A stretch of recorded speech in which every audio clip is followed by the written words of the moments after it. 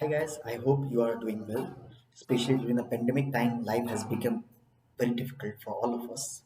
And I got to know that, especially in India, we all are struggling to manage basic resources, basic commodities.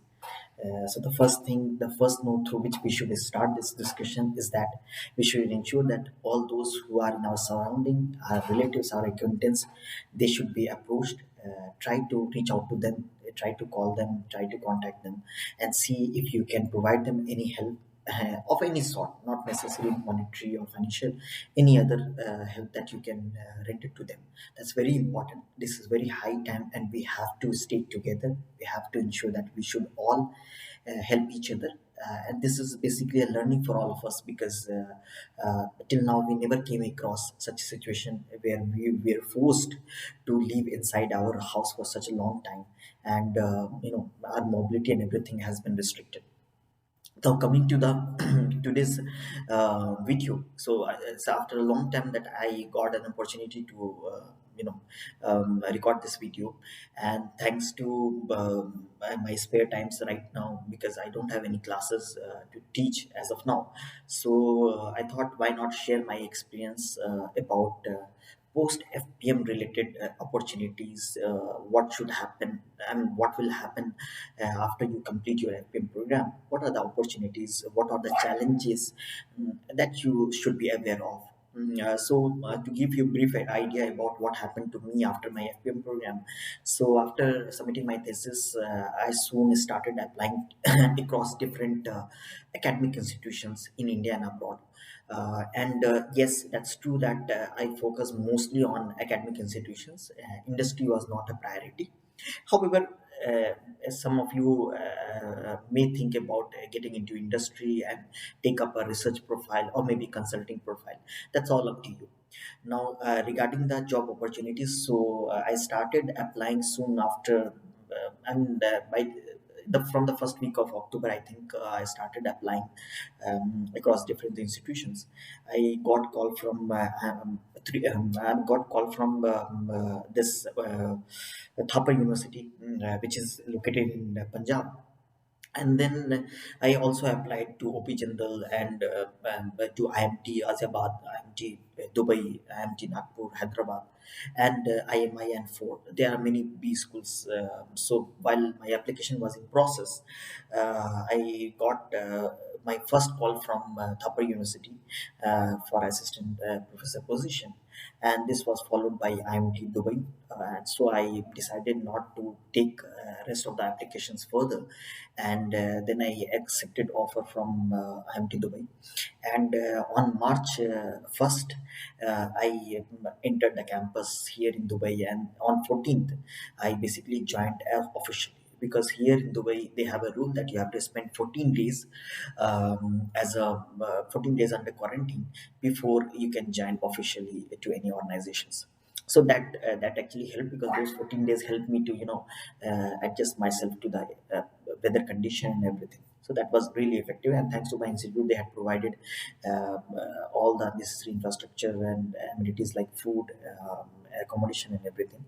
So that was not a problem. So here in this video, I will not specifically talk about my institute or my job profile.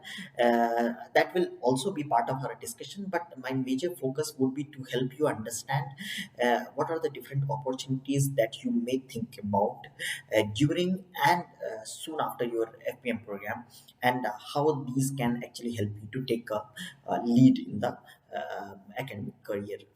Because right now I'm focusing on the academic career only.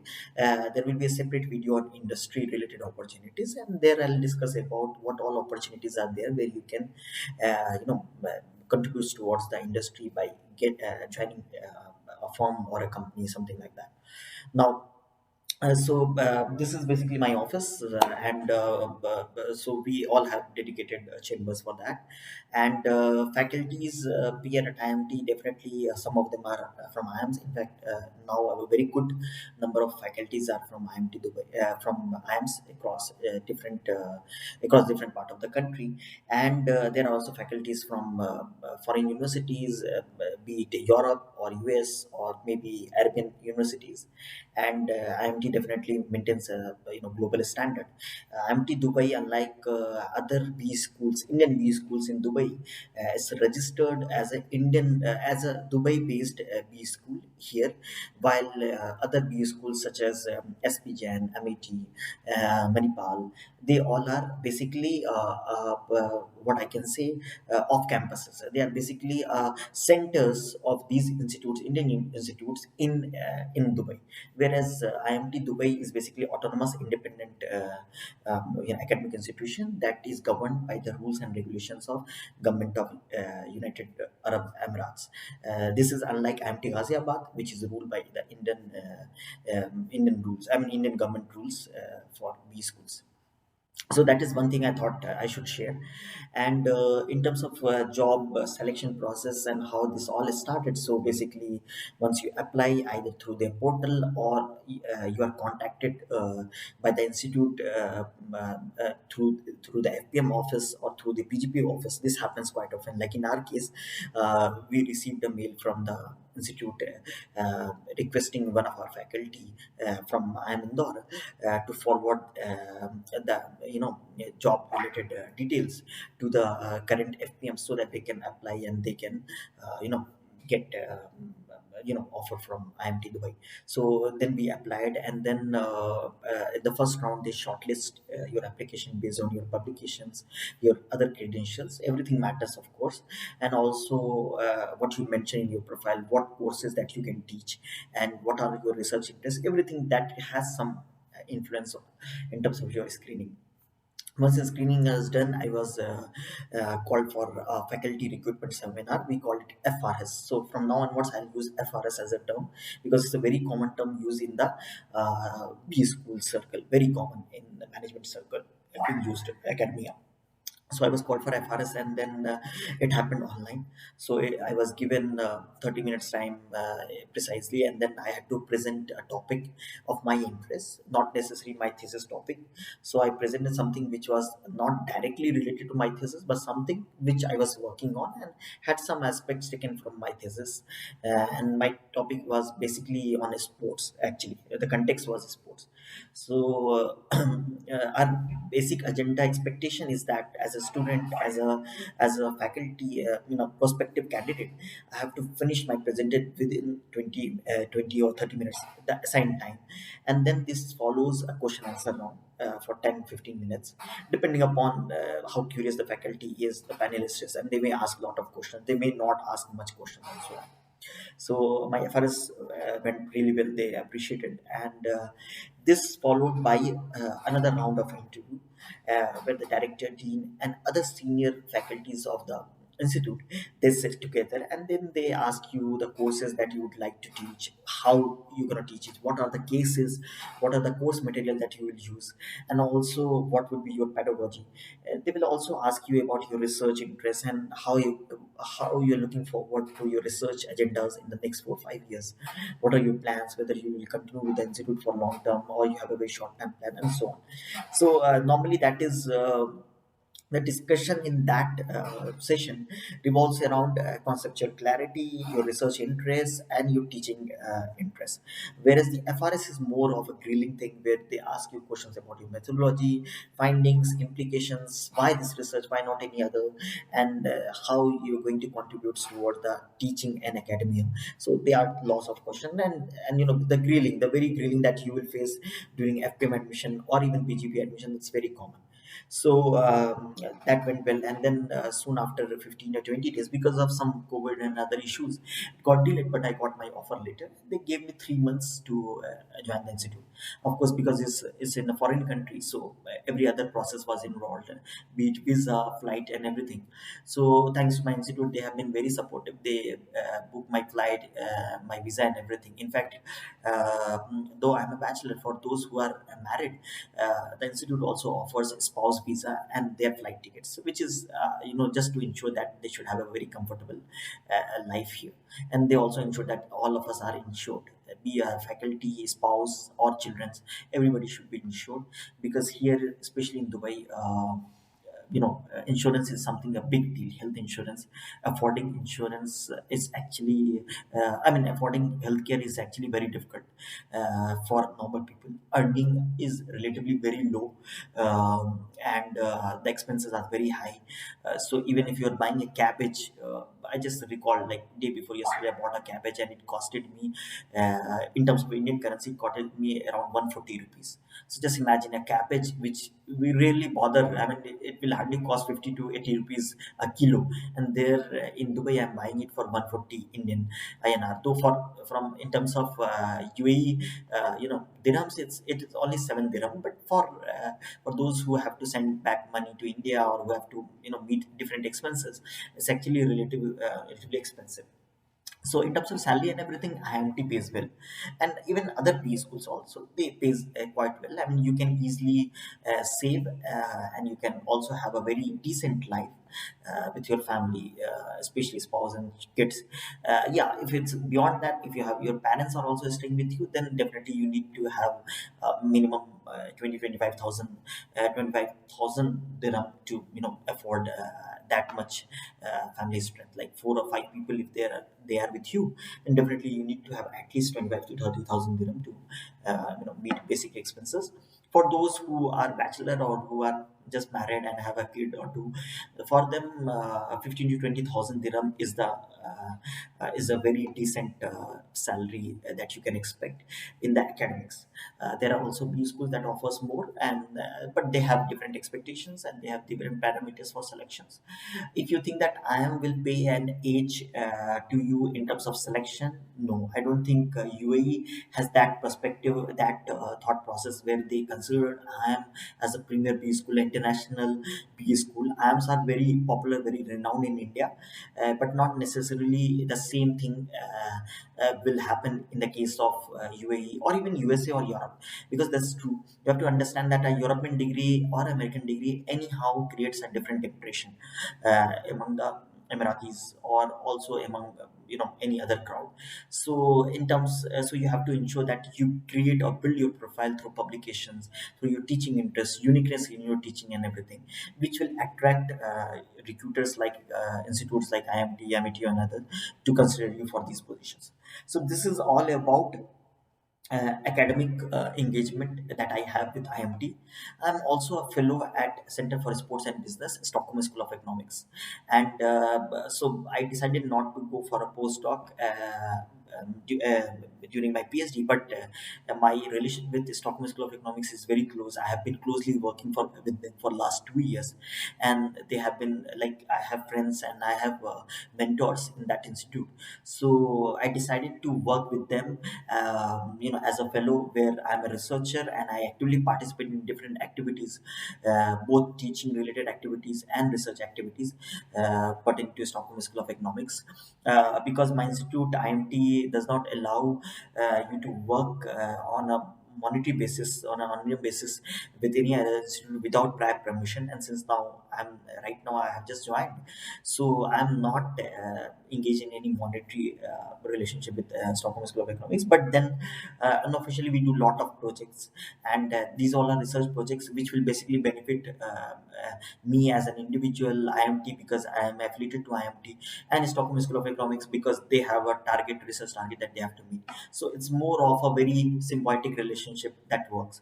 Many faculties here, they are also engaged with such kind of relationship. So they take prior permission from the institute and they indulge in such activities. Institute does not stops you from doing consultancy or research projects. There are some profit sharing rules that you have to abide by, and that we all follow. If you are like making like 5 lakh rupees a month from a particular institute, you won't mind sharing certain percent with your institute, because you know that by this way you can create a very good relationship with different institutions at one point of time, and simultaneously without losing your image and your respect that one institute is offering you, that one institute considered for you. Now, this was about my job, this was about my association with IMT and Stockholm School of Economics, Sweden. And then let's talk about opportunities that you can avail and how you should target. So soon after your FPM program, I suggest you that soon after you have submit your thesis, you start looking for your job. Not all IIMs encourage campus placements, and that's very important. And this is also important because the whole process of completing your thesis and then submitting it and then appearing for final defense takes lot of time. And once your defense is done, you are asked to leave the institute. You are no longer affiliated or enrolled in the institute list, because then you will get your provisional degree and you will be asked to leave, and you will be coming to the institute only for your convocation. And even if you are staying, you will have to pay for the rent and everything. Very few IIMs allow a candidate to stay, FPM candidates to stay with them after their defense.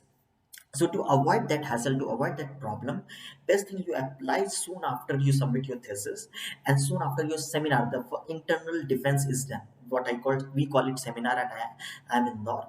Others may call it internal defense. So soon after your internal defense, the best thing is that you should start sending your applications across different institutes, different B schools of your interest. Of course, maybe you are not interested because of the location or some other factors, and I very well can understand that. So like I even applied to Christ University. They have a very good B school in Lavasna. So that is something that always fascinated me. The location. My uncle, he's in Pune, he's in armed forces. So then everything is something.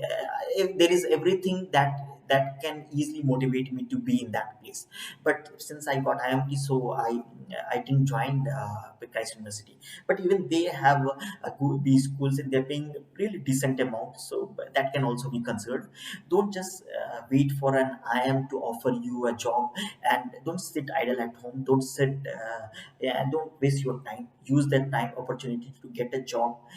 Start gaining experience, because the moment you join, your clock starts, your watch clock starts, and each and every day will be counted when you will finally join, say IIM or any other premier B school. And if you plan to continue with them, like I am more than happy being here. So that was my decision. Some of you might think that you want to work with a particular institute and then you want to try for IIMs or any government institute or any other thing, or you want to go abroad. So in that case, the soon after you join a particular institute, your work starts being taken into consideration for by your prospective future employer. So that should be keep kept in your mind when you are applying for any organization. And as I said, start developing, prepare a good cover letter, prepare a good CV, and then start submitting your applications. So each institute have their career portal. You submit there and just wait. Normally the processing of faculty related application takes almost 3 to 4 months. So it doesn't happen like you apply and then next week you will get a call. Never happens like that. Based on their vacancies, based on their recruitment cycle, they will call you, like say after 3 months or 4 months. So you'll have to be very patient. Uh, don't bother them. Don't irritate them by dropping a mail after every week. Don't do that. Wait for 3 months, and then once you don't get a reply, drop a gentle reminder request regarding the status of your application. The same applies to IIMs. But in case of IIMs, I suggest you to submit your application only after your defense, because IIMs now are very particular and they consider application only when an individual defense is done. So once your defense is done, it's better to submit that. Also make sure that suppose if your application is you have submitted your application to an IIM or a IMT or any other institute, and like after submitting your application, after a week or two or maybe a month or two, you receive a reply from an editor that your paper has been accepted. Now, in that case, make sure that you drop a mail in the thread mail in which you have submitted your application to a particular IIM or IMT or any MIT or any other institute, stating that you would like to update the institute about your recent publication.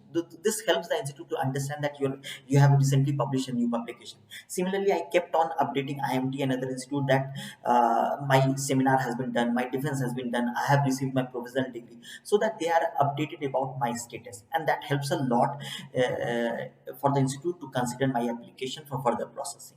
So all these should be taken into consideration. BITS Pilani is one institute that usually, and I think even SP Jan, that usually hire candidates through external candidate who through external consultant who basically process your application, shortlist it, and then forward it to the concerned faculty area, who then have a glance at your application, and based on their set norms and based on their expectations, they shortlist few candidates. Then it is sent back to the dean and the director, and then it is the FRS request, FRS invitation is floated to the candidates. So then for them it even takes more than that. It takes almost 6 months to process the application. Having said so, it's worth waiting. If somebody is interested in getting into BITS Pilani or SPJAN, it's worth waiting.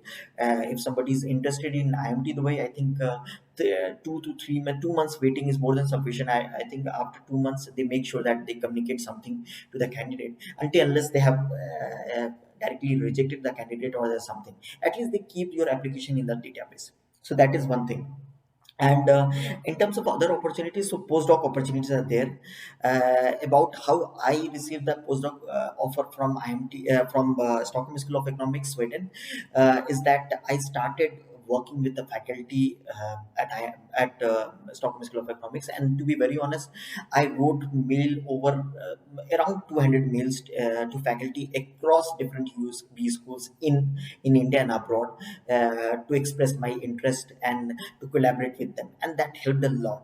And you won't believe that even within Stockholm School of Economics, I wrote mail to almost 10 or 15 people, and one of them responded, and that response was actually very effective, because then they conducted interviews, and after 6 rounds of interviews, I was finally offered the postdoctoral position. So that really worked. Stockholm School of Economics is basically considered one of the best B school among the Europe, and it's number one in Nordic countries. So obviously, the kind of rigor in terms of their selection is of course very different. Is It's at par with Harvard in America.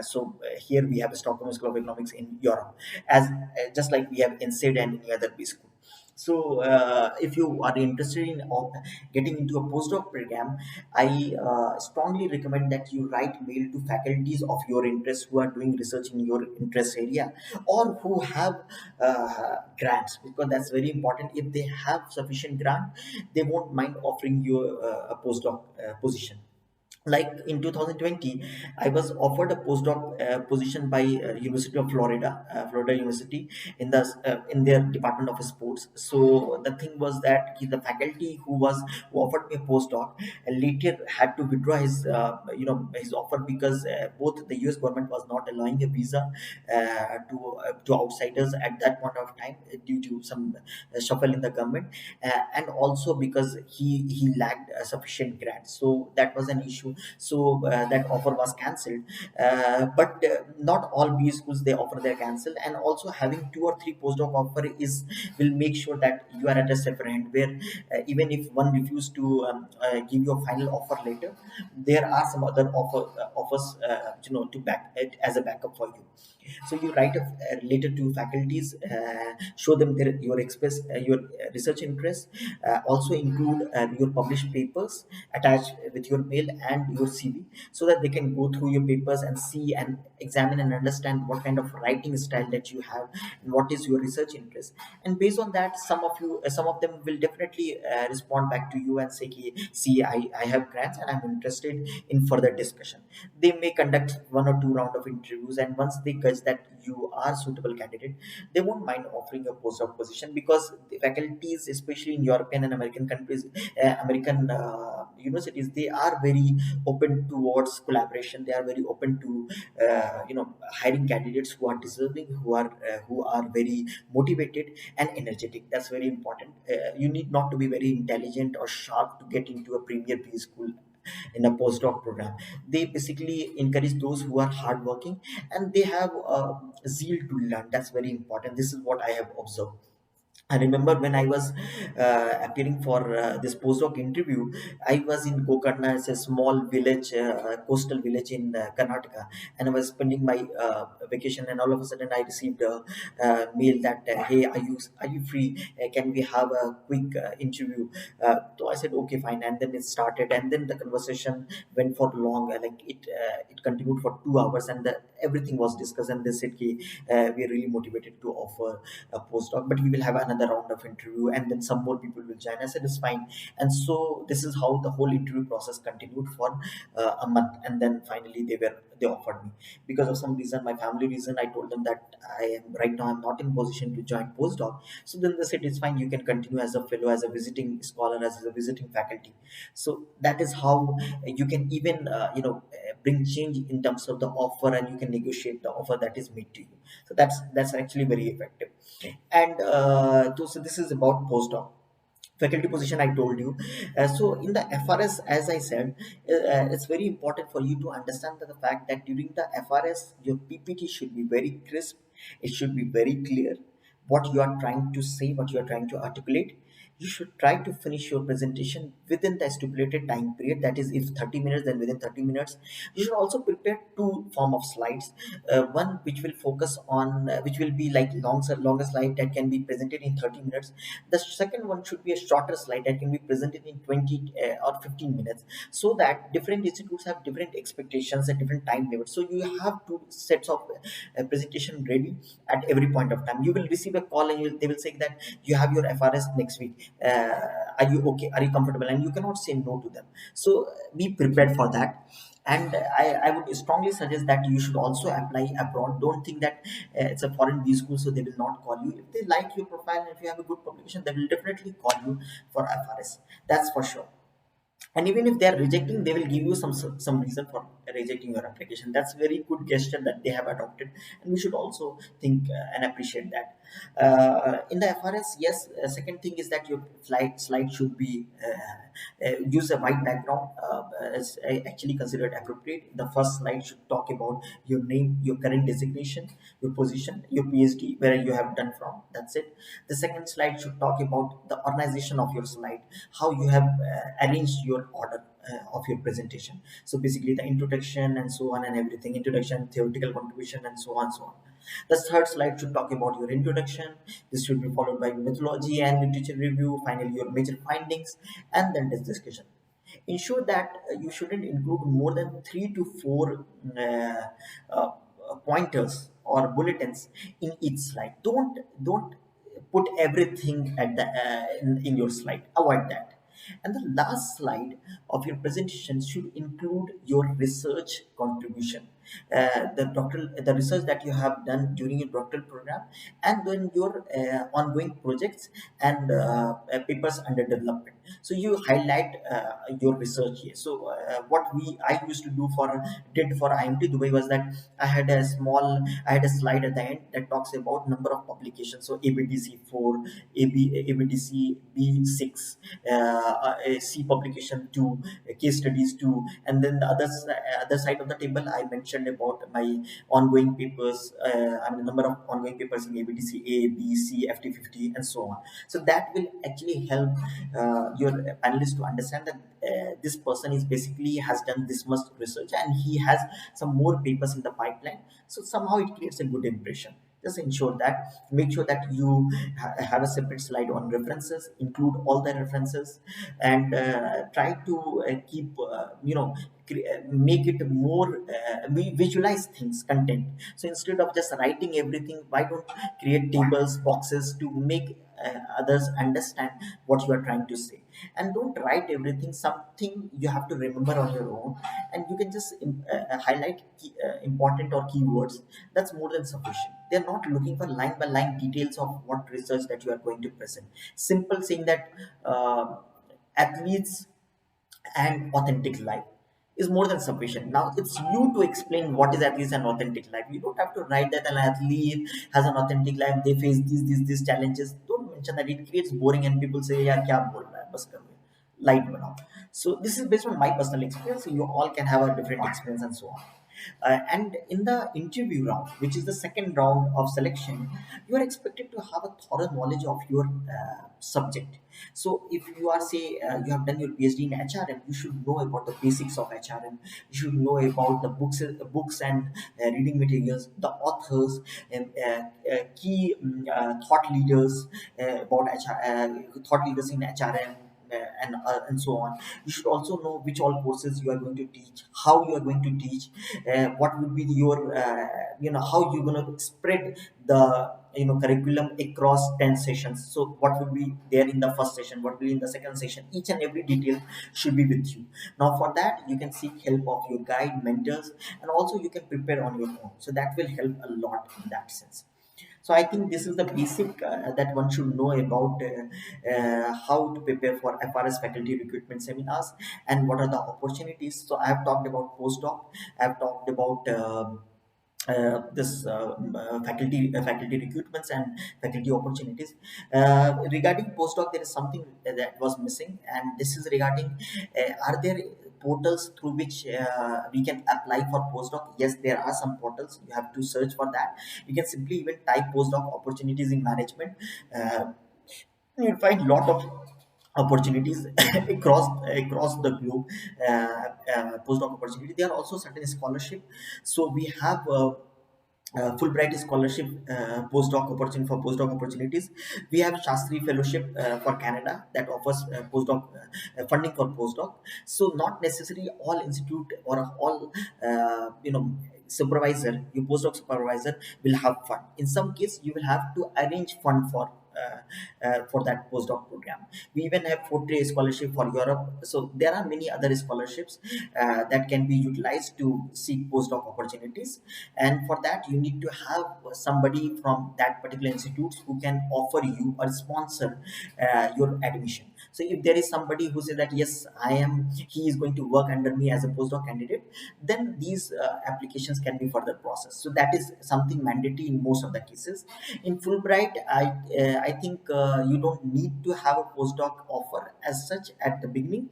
You can simply apply through Fulbright scholarship portal, and then they will further process and they will assign you an institute based on your research interest and based on suitability of your profile and availability and so on. So that are some of the opportunities that you should look for. During PhD also, you can go for Commonwealth Spirit Scholarship and other scholarships which are available. Fulbright is also available for PhD students, but that is only for PhD exchange and not for postdoc. I would personally encourage you to go for a postdoc scholarship rather than a PhD exchange, because it takes a lot of time. You spend 1 year and then you come back and again you have to finish your PhD, and not necessarily that exchange will help you to get a job, to be very honest. So that is a hard truth that you should know. Not necessarily doesn't mean if somebody has been benefited, doesn't mean everybody will get benefited, or doesn't mean nobody will get benefited. It's just a case. And even Harvard and other B schools, they also offer postdoc opportunities, but for that you have to keep looking at their websites, and you also look at the different areas. Like OBHR has a separate department, for OBHR in Harvard or any other B schools. So you have to go to visit their areas and see what are opportunities being offered by that area, because usually faculty provide those details to their area, and that this area advertise it on their portal. There is another data sources, portal through which you can access about postdoc and job opportunities, including faculty position, and that is Academy of Management. I strongly recommend all of you to subscribe to Academy of Management portal. Go there, subscribe to. They have different divisions. Subscribe to their divisions. It's for free of cost. You don't have to take their annual membership. If you're taking annual membership, then it's well and good. Otherwise, even if you are not taking the annual membership, you can subscribe to their newsletters. And like I subscribe to OBHR, and OB is a separate division there, and HRM is a separate division. So I subscribe to their OB and HRM division, and every day I get updates about postdoc and job opportunities, and then I can directly apply to that concerned department or institute. So that is really helpful. So I think these databases are something that you should keep in your mind while you are applying. Also prepare an Excel sheet where you can write down the name of the faculties, their email IDs, their research interests, and then write separate mail to each and every faculty with a cover letter, with your research paper, and with your CV for applying for postdoc. Don't write general mails to all the faculties. It create a very wrong impression. As a researcher, you are not expected to do that. I think that's all for today, and hope you have enjoyed this video. If you have any query or if you have any doubt, you can drop a mail to me. My mail ID is easily accessible. You can simply search Yusuf Hassan, I am Indore, or you can search Yusuf Hassan, I am Dubai. You will find my details. And in case if it's not accessible, you can simply write in the comment section, and I will definitely try to reach out to you and help you in whatever manner that I can. Since now I'm in a teaching position, it's really difficult for me to spend and dedicate more time to my mentees, and that is why I've not been able to commit and reply to all the comments that I have been receiving. This is also a good news that I would like to share, that in for 2021 we run a Super 20 mentorship group. For the last 4 years we have been running that, and every year some of our candidates qualify for FPM program across different IIMs, XLRI, and other institutes. So this is the first time when all the candidates who were subscribed to Super 20 mentorship group, they all have qualified, and they all will be joining different IIMs, including I'm Calcutta, I'm Lucknow, I'm Indore, I'm Kozhikode, I'm Udaipur, and then I'm Rohtak, Vizag. I'm Amritsar, I'm Bodh Gaya, and even I'm Jammu. So our candidates have done really well.